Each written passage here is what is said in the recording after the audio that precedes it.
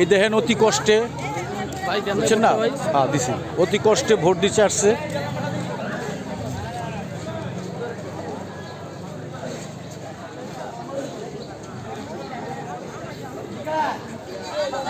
এই ভোটার, এই মহিলা ভোটার দেখলেই প্রমাণিত হয় যে কিভাবে উৎসাহ ভরে সবাই ভোট দিতে আসছেন।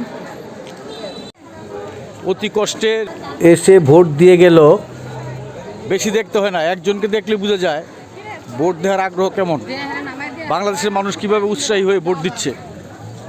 ধন্যবাদ।